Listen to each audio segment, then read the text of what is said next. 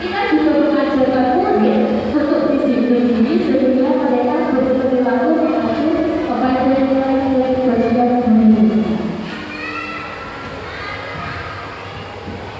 Nilai-nilai kebajikan universal ini dibagi menjadi beberapa. Yang pertama yaitu toleransi, rasa hormat, integritas, mandiri, menghargai, antusias, empati, terus kreatif, bersama, percaya diri, dan komitmen. Kemudian ada yang sembilan benar amalan Indonesia, itu ada cinta terhadap segenap ciptaannya, kemandirian, bertanggung jawab, kejujuran, diplomatis, hormat, bersatu, dermawan, suka menolong, dan bagaimana. Kemudian nilai kebajikan yang ada bagi Pancasila yang 6 itu ya, kita sudah hafal tentunya. Terus untuk keterampilan hidup itu ada dapat dipercaya, lulus dari benar, yang aktif, tidak pernah mengulangi, memberikan yang terbaik dari diri. Itu adalah nilai-nilai kebajikan. Sebenarnya ada, kalau di perkuasaan itu juga ada kayak keberanian, terus sopan santun, kemudian ada lagi seperti apa ya, seperti itu kayak keberanian, terus sopan santun, panjian, itu masuk kalau dibeberkan sebenarnya banyak sekali nilai-nilai kebajikan ada di anak yang harus kita beberkan. Terus kebutuhan dasar manusia ini yang biasanya yang sering kita lupakan sih, mungkin karena itu kita ya sehingga kebutuhan dasar kita sendiri pun kita tidak menghilangkannya. Nah, kebutuhan dasar manusia adalah segala sesuatu yang kita lakukan untuk membanggakan apa yang kita inginkan. Segala tindakan yang kita lakukan memiliki tujuan tertentu dan semua usaha terbaik yang kita lakukan dalam rangka agar kebutuhan dasar kita terpenuhi. Nah, biasanya kita sering egois pada diri kita sendiri.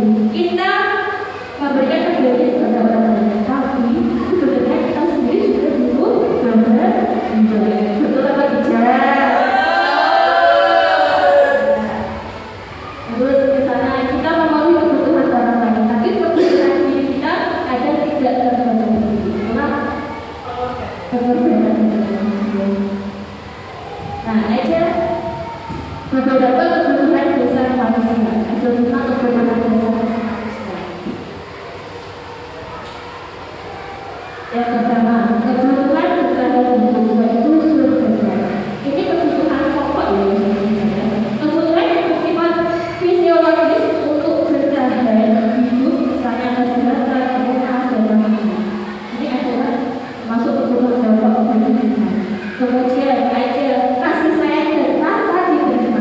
Nah ini loh, yang sering jadi topik utama yaitu kasih sayang dan rasa diterima. Kadang kita pikirnya, oh aku nggak mau kasih sayang, aku kayak gini, kalau kamu kayak gini. Kadang itu kita pikirnya itu selalu kayak gitu.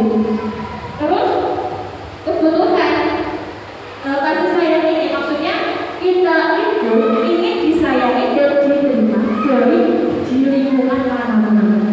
Nah, kebutuhan ini meliputi kebutuhan akan hubungan dan koneksi sosial, kebutuhan untuk memberi dan menerima kasih sayang, dan kebutuhan untuk merasa menjadi bagian dari suatu kelompok.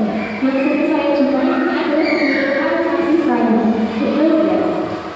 Nah, kita bisa cek pada diri kita. Kadang kita merasa aku kayak orang begini, aku kayak orang begini.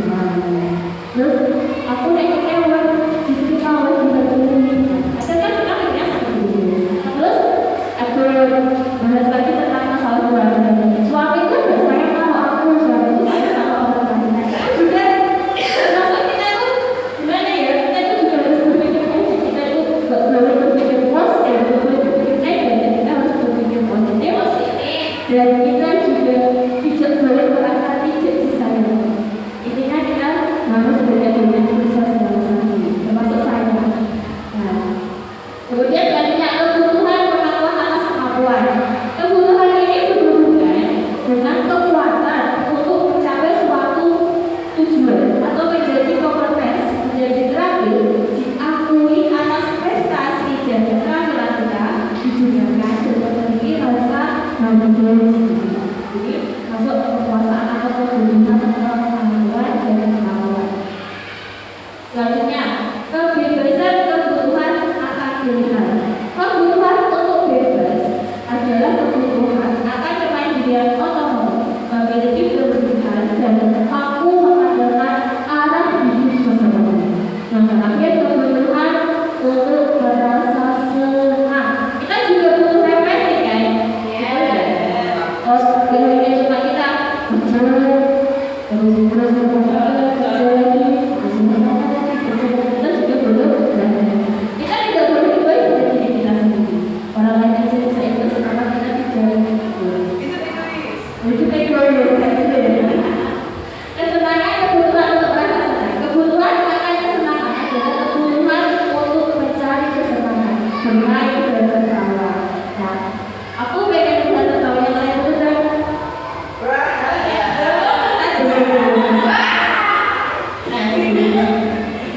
sebelumnya sambil kita tertawa-tertawa dulu, saya punya sesuatu lagi. Sesuatunya lagi. Mulut tertawa 3 kali, mulut tertawa 2 kali, mulut tertawa 1 kali, mulut tertawa tanpa suara. Tepuk tangan buat diri kita sendiri. Semangat berdoa di bawah lagi. Selanjutnya, 3 motivasi perilaku manusia. 1. Untuk menghindari ketidaknyamanan atau hubungan. 2. Untuk mendapatkan imbalan atau kebahagiaan dari manapun. Ketiga, untuk menjadi orang yang mereka inginkan, menghargai diri sendiri dan lain-lain. Ini adalah 3 motivasi perilaku dari manusia. Selanjutnya kita bahas tentang hubungan, konsekuensi dan konsekuensi. Hukuman sama konsekuensi itu jelas berbeda ya. Kadang kita salah mengartikan hukuman sama konsekuensi itu sama. Kita akan sering mengartikannya sama sehingga kita lupa kalau ini termasuk hukuman dan ini termasuk konsekuensi. Kalau hukuman itu suatu yang dijatuhkan kepada pelaku melalui prosedur atau prosedur. Biasanya hukuman itu tidak berencana atau tidak juga langsung spontan. Kemudian orang tidak tahu apa yang akan terjadi. Beberapa hukuman psikis atau fisik. Biasanya kalau hukuman itu lebih condong ke fisik atau psikis seseorang. Biasanya itu menjatuhkan mental seseorang, termasuk dari kalau konsekuensi itu sudah berencana atau sudah disepakati, mulai dari tujuan tidak nyaman, sikap guru selalu memonitor diri. Sedangkan restitusi yaitu proses menciptakan kondisi berguna untuk memperbaiki kesalahan. Proses kolaboratif yang mengajarkan murid untuk mencari solusi sendiri itu adalah restitusi. Nanti kita biasanya kalau ngomong masalah hukuman sama konsekuensi, semisal ada anak keluar masuk ke sekolah, kemudian kita suruh keluar, kan anak keluar dalam 10 menit saat ajar. Terus kemudian kita suruh keluar atau keluar selama 10 menit. Itu masuk hukuman atau konsekuensi. Masuk kan? Hukuman atau konsekuensi? Jadi kan kalau hukuman itu lebih condong ke psikis seseorang. Kalau konsekuensi itu tidak menjatuhkan, maksudnya tidak dijatuh. Kalau konsekuensi itu akibat sesuatu perbuatan, itu konsekuensi. Kalau ada kulit yang keras, kulit dibatasi. Kemudian kita sudah menjalankan selama 10 menit atau mengambil jam pelajaran selama 10 menit. Itu termasuk hukuman atau konsekuensi. Terus misal saya punya contoh anak bukan tidak mengerjakan kemudian kita meminta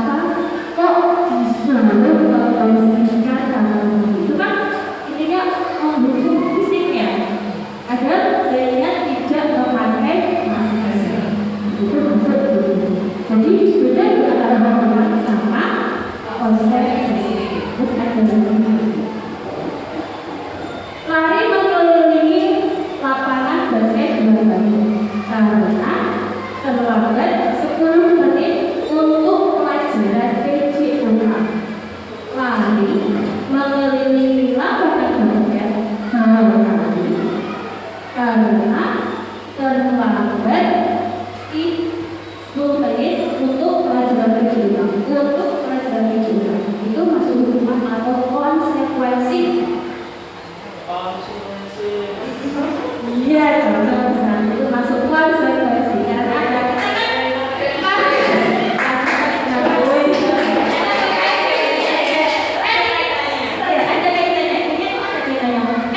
semisal pas pelajaran kejuruan kan biasanya sebelum kejuruan kan bisa disuruh kayak pemanasan atau lari berapa bentar gitu. Dia sih, nah itu terlambat 10 menit saja dia tidak mengikuti tahapan awal lagi. Jadi dia disuruh lari 2 kali putar lapangan itu termasuk kejuruan. Jadi kalau disuruh lari selama 100 kali itu kan UKI di sini. Kalau yang berfungsi itu biasanya lebih condong untuk penanganannya anak jika untuk mencari solusi atas apa yang dilakukan itu adalah restitusi. 5 posisi kontrol guru terhadap guru. Ini bisa yang ada pada diri kita masing-masing ya teman-teman. Yang pertama adalah pembunuh, kedua pembuat merasa bersalah, ketiga pembuat pemantau, dan kelima adalah manajer. Kita cek sama-sama.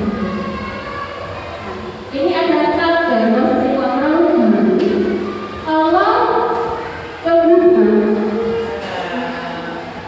Kalau pembunuh itu biasanya lebih suka memarahi, mengkritik, menyakiti, melakukan tindakan kekerasan. Itu tipe guru. Kira-kira nanti kita berada di tipe posisi yang kemudian membuat rasa bersalah, mendiamkan, menceramahi, membuat rasa bersalah. Biasanya seperti ini.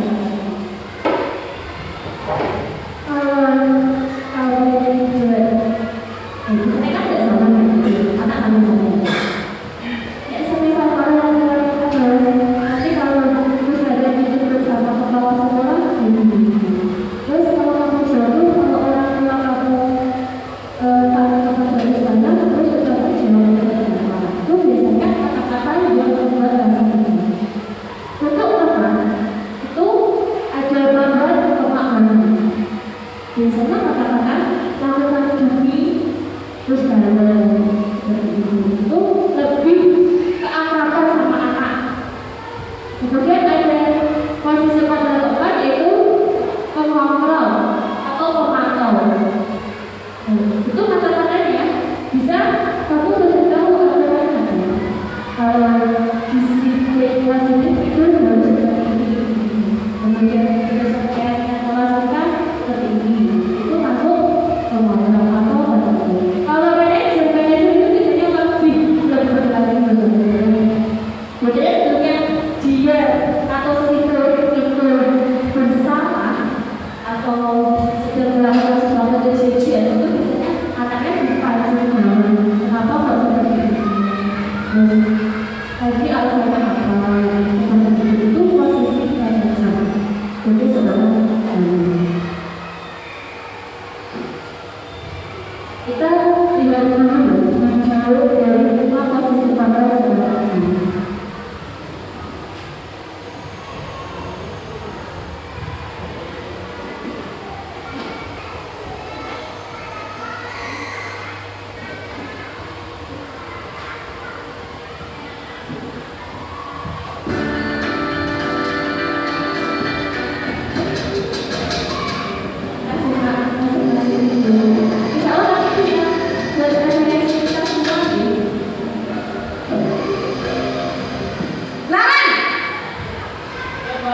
Sini kamu. Selalu terlambat. Kamu deh pasti terlambat. Maaf Bu, saya Apa? Apa coba? Alasan kamu apa lagi? Kapan sih kamu tidak terlambat? Malas sekali ya kamu jadi anak. saya Dasar pemalas. Gak kapok-kapok sih kamu. Sudah berapa kali terlambat? Sana, kamu keliling lapangan basket 2 kali. kenapa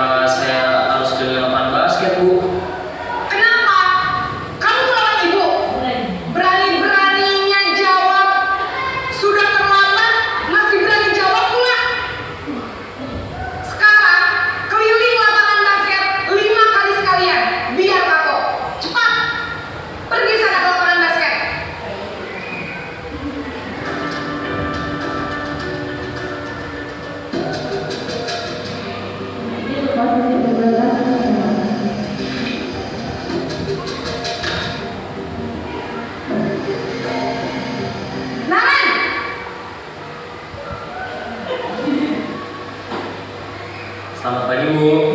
Naren, kamu kenapa terlambat lagi, nak? Ya Tuhan, Naren, kamu senang ya bikin ibu susah ya?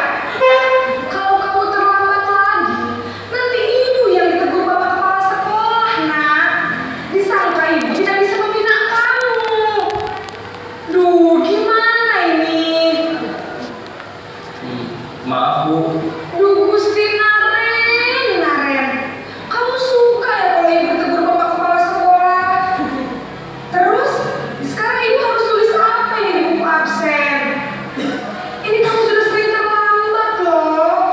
Ibu harus apa coba? Maaf Bu. Maaf sekali. Ya sudah, lain kali jangan bikin ibu susah lagi ya, nak ya. Ibu tidak akan kuat lagi kalau kamu begini terus.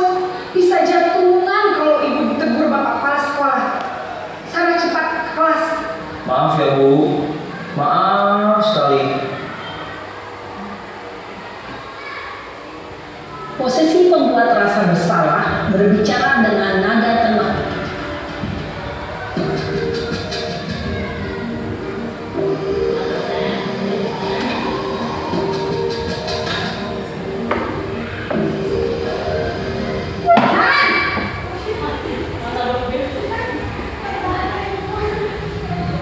Selamat pagi Bu. Wah, sudah jam berapa ini, nak? Terlambat lagi ya, sayang. Iya Bu. Habis ibu saya lupa bawakan saya Bu. Kamu malah menyalahkan ibu kamu. Kamu bukannya anak yang larinya paling kencang. Kok terlambat sih? Iya Bu. Saya memang terlambat bangun tadi. Jadi biarpun saya lari kencang, tetap gak kekejar Bu. Ya sudah, sana. Nanti lain kali larinya lebih kencang lagi ya. Biar gak terlambat lagi. Bikin seneng ibu. Demi ibu. Bisa kan? Bisa lah Bu. Ya sudah, sana masuk kelas. Ibu beresin urusan absen kamu. Kamu ini ada-ada saja. Nan!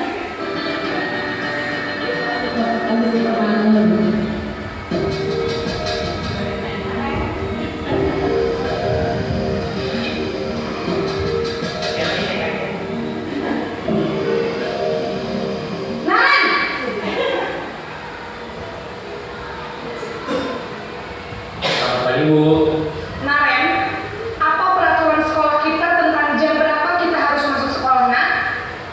Kita harus di sekolah jam 7 Bu. Iya betul, sekarang sudah jam 7.20. Naren sudah tahu konsekuensinya jika terlambat hadir. Paham Bu. Saya harus tinggal kelas pas jam istirahat selama 20 menit. Iya benar, konsekuensinya demikian. Jadi nanti jam 9.30 pas istirahat, kamu harus tinggal di kelas, kerjakan tugas tambahan untuk ketertinggalan kamu, ya? Baik Bu.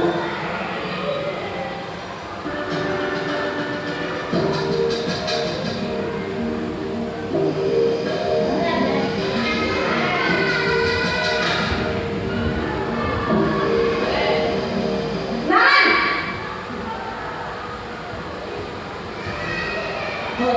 Selamat pagi Bu. Selamat pagi, Naren. Maaf Bu, saya terlambat. Iya, sekolah masuknya jam 7, sekarang sudah jam 7.20. Jadi sekarang bagaimana ya, Naren? Maaf Bu, saya lupa setel alarm saya semalam. Baiklah, menurut kamu, keyakinan sekolah yang mana yang perlu kamu tingkatkan? Menghargai diri sendiri dan orang lain mungkin ya Bu. Setuju. Jadi, apakah Naren meyakini prinsip saling menghormati tersebut? Iya Bu, saya meyakininya. Apakah Naren bersedia memperbaiki masalah keterlambatan ini? Bersedia Bu. Bagaimana kamu akan perbaiki masalah keterlambatan ini? Saya akan coba untuk tidak lupa menyetel alarm saya Bu. Baik, kalau Naren lupa menyetel alarm di rumah, ada orang yang kira-kira bisa bantu mengingatkan tidak? Ada Bu, kakak saya, Kak Emma. Ada lagi selain Kak Emma? Selain Kak Emma, ada ibu saya. Baik, jadi yang mengingatkan Naren adalah Kak Emma dan ibu kamu ya? Kira-kira akan mulai start alarm kapan nih, Naren? Setelah pulang sekolah, akan segera saya lakukan. Baik, jadi Naren akan setel alarm untuk bangun besok pagi dan akan diingatkan oleh kakak dan ibu dan Naren ya. Ada lagi yang mungkin perlu dilakukan, Naren? Agar tidak terlambat bangun lagi. Tidak ada, Bu. Baik, Naren. Terima kasih untuk kerjasama kamu. Sekarang kamu perlu kembali ke kelas untuk belajar. Baik, Bu. Terima kasih.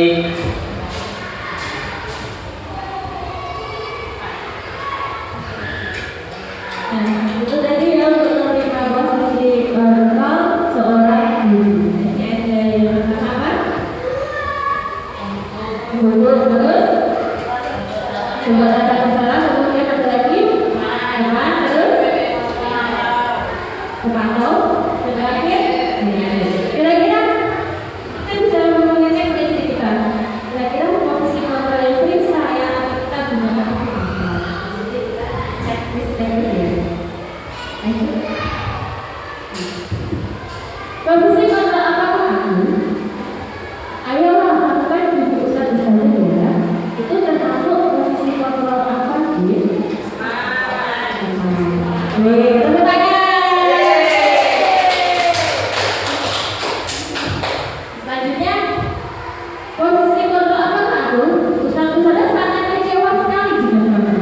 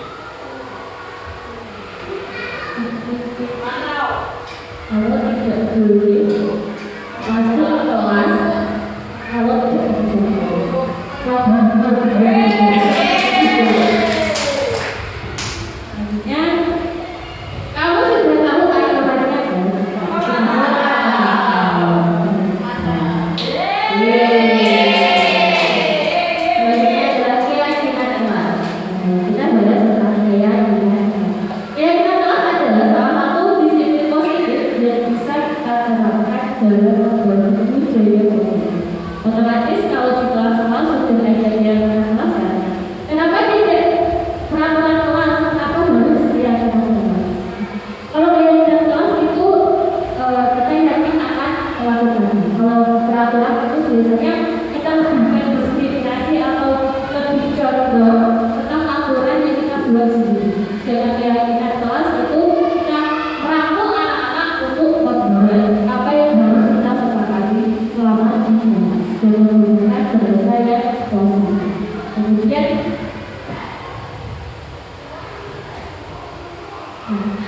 segitiga restitusi.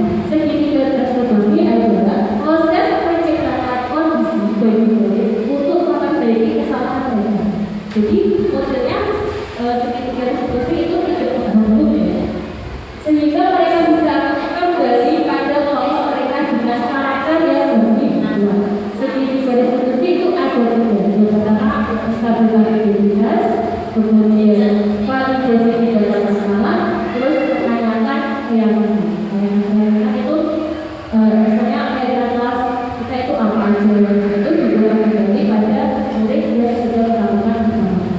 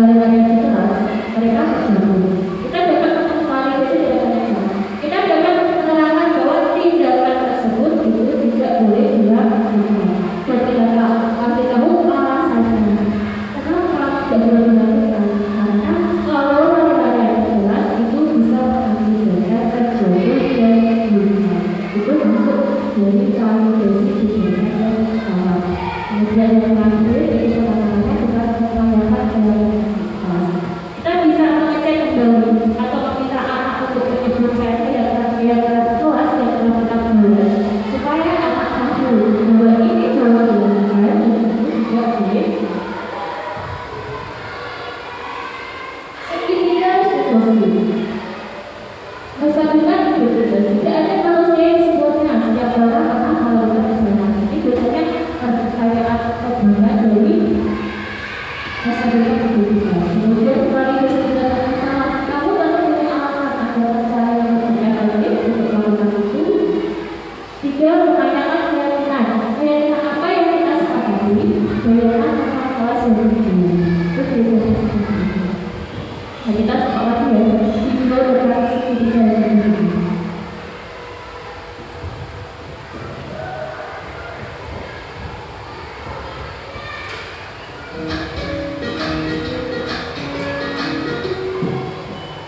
Salam dan bahagia Ibu dan Bapak guru hebat.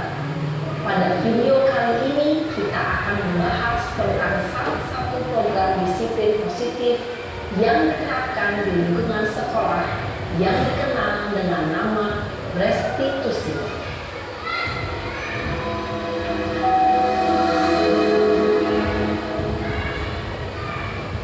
Restitusi dikembangkan oleh pakar pendidikan dari Boston, berlandaskan pada teori kontrol Dr. William Glasser. Segitiga restitusi adalah suatu proses dialog yang dijalankan oleh guru atau orang tua agar dapat menghasilkan murid yang mandiri dan bertanggung jawab.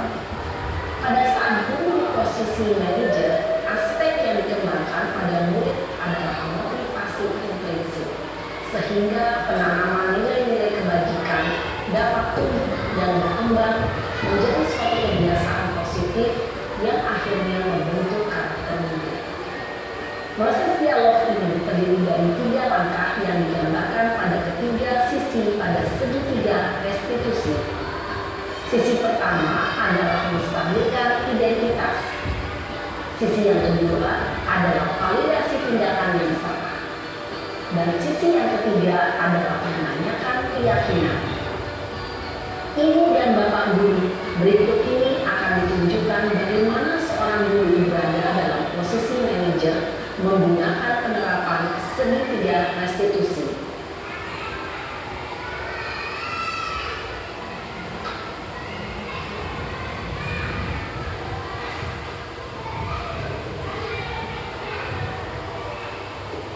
Siang, Sarah. Ya Pak. Sudah lama nggak bersalah? Kenapa hari ini ada di sini? Kesel Pak, kesel banget. Masa aku dikatain tukang fitnah Pak? Ya aku marah lah. Aku balik katain Eka di depan kelas. Kesel banget. Oh begitu.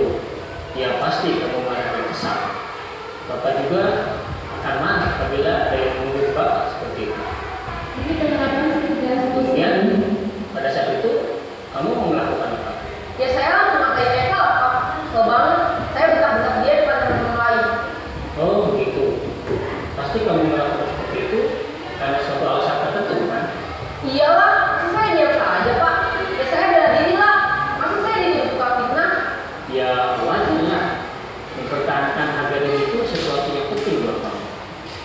Untung kamu tidak bertindak lebih lagi. Hanya membentak-bentak. Iya Pak. Untung saya masih bersabar dan hanya membentak saja. Sudah gemes padahal. Saya pasti bela diri lah. Ya pasti ya. Tapi kamu memilih untuk tetap bertahan dan bersabar. Kamu memilih untuk tidak berbuat lebih parah lagi. Iya. Nah, sekarang coba kita lihat lagi tindakan kamu yang mentak-mentak Eka di kelas. Tindakan kamu itu kira-kira sesuai dengan keyakinan kelas atau prinsip kamu tidak? Enggak lah Pak. Capek Pak jadi pemarah. Jadi keyakinan atau prinsip mana yang kurang sesuai dengan keinginan kamu? Ya, saya sebenarnya sangat menghargai orang lain. Mungkin saat itu saya menjadi emosi. Jadi tidak menunjukkan sikap itu. Kamu meyakini tidak menghargai orang lain itu penting buat kamu? Yakin lah Pak. Iya, setuju. Kita harus saling menghargai. Namun ada juga keyakinan yang kita sepakati yang perlu kita jalankan apabila kita sedang marah. Kan? Ya, saya bisa berproaktif mulai dengan diri sendiri. Saya bisa jadi lebih sabar, mengambil waktu juga untuk berpikir mau apa selanjutnya. Kira-kira kamu bersedia memperbaiki masalah ini tidak? Bersedia Pak.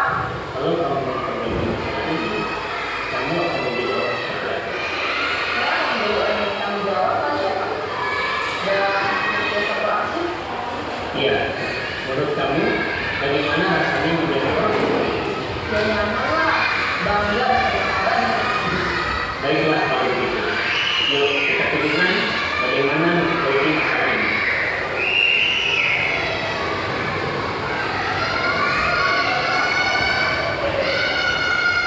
Ini adalah guru hebat.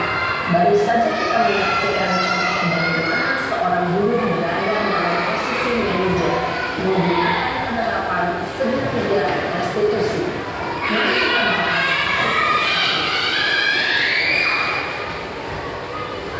Pada sisi pertama, menstabilkan identitas berdasarkan pada prinsip bahwa membuat kesalahan adalah bagian dari proses pembelajaran. Sisi pertama dari segitiga ini berperan menggeser identitas murid dari identitas gagal ke identitas sukses. Murid yang sedang bertingkah laku yang tidak pantas atau menarik diri saat itu sedang mengalami identitas gagal. Bila kita mengkritiknya, maka posisinya tidak akan berubah. Kita bisa mengajukan pernyataan-pernyataan ini. 1. Membuat kesalahan sesuatu yang wajar. 2. Manusia tidak ada yang sempurna. 3. Kita bisa memperbaiki masalah ini. 4. Saya tidak menanyakan kesalahannya. Saya lebih fokus bagaimana memperbaiki masalah ini. 5. Apakah saat ini kamu pernah menjadi orang yang baik untuk dirimu sendiri?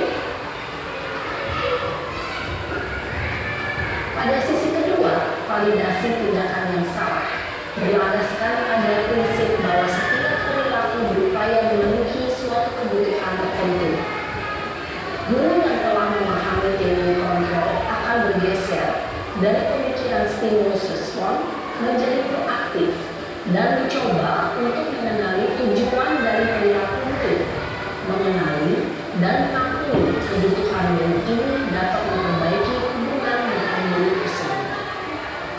Pernyataan atau pertanyaan bisa disampaikan dengan nada suara tidak menghakimi atau memojokkan, sehingga dapat mengembalikan murid pada posisi positif. 1. Kamu bisa saja bertindak lebih gegabah lagi dari ini. 2. Kamu bukan melakukannya tanpa suatu alasan tertentu. 3. Kamu melakukannya karena mempertahankan sesuatu yang penting bagimu. 4. Mungkin kamu bisa mempelajari suatu perilaku baru yang lebih efektif. Bersediakah kamu mempelajarinya? Selanjutnya, kita akan simak sisi terakhir, yaitu menanyakan keyakinan. Teori kontrol menyatakan bahwa pada dasarnya kita termotivasi secara implisit. Pada saat perilaku yang salah telah divalidasi dan identitas sukses telah stabil, maka murid telah siap menaikkan keyakinan-keyakinannya dengan tindakannya yang salah, dan pemikirannya telah bergeser ini menjadi orang yang dituju. Pertanyaan-pertanyaan ini dapat mengaitkan keyakinan-keyakinan yang diambil murid. 1. Sebagai keluarga atau kelas, apa yang kita yakini? 2. Nilai-nilai apa yang telah kita sepakati? 3. Seperti apa gambaran sebuah kelas yang ideal bagi kamu? 4. Kamu ingin menjadi orang seperti apa?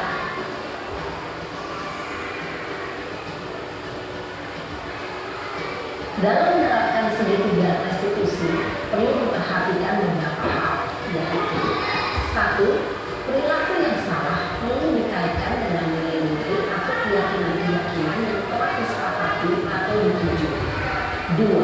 Kesediaan orang yang melakukan kesalahan untuk memperbaiki masalah. 3. Pemecahan masalah sebisa mungkin relevan atau memiliki hubungan dengan masalah yang ada. 4. Usaha. Perlu adanya suatu usaha perbaikan dari pihak yang membuat kesalahan. 5.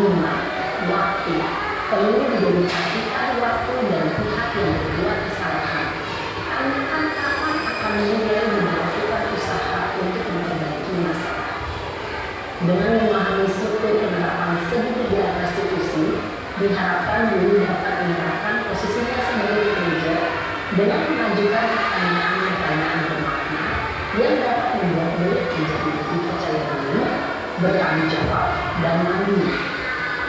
Nah, ibu bapak guru perlu tidaknya mengikuti ketiga tahapan dalam segi tiga restitusi bergantung pada ringan beratnya suatu permasalahan. Misalnya, bila permasalahan tersebut ringan, maka tidak perlu dijalankan secara berurutan.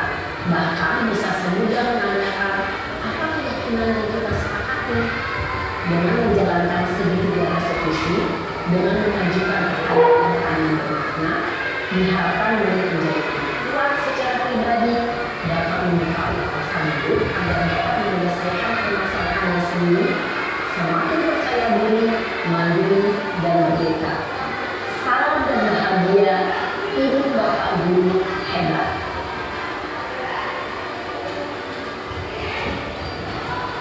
Nah itu tadi video presentasi yang harus diikuti. Mungkin ini sangat bermanfaat bagi kita semua. Termasuk kenapa psikolog orang seorang guru kita memposisikan kita di posisi yang lebih baik dari guru. Dan untuk masalah ketika dia berada di sisi dan berbeda.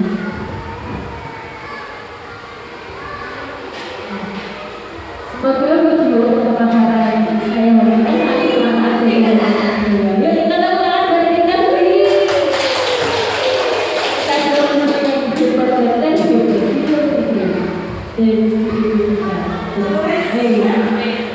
ya? Setuju yes. Itu tak tambahnya masih setuju. Terima kasih Bapak saja. Saya beri dan semoga apa yang saya sampaikan dapat bermanfaat bagi kajian Mas Doyo. Ini bisa diterapkan di kelas masing-masing. Nah, saya minta maaf apabila ada salah.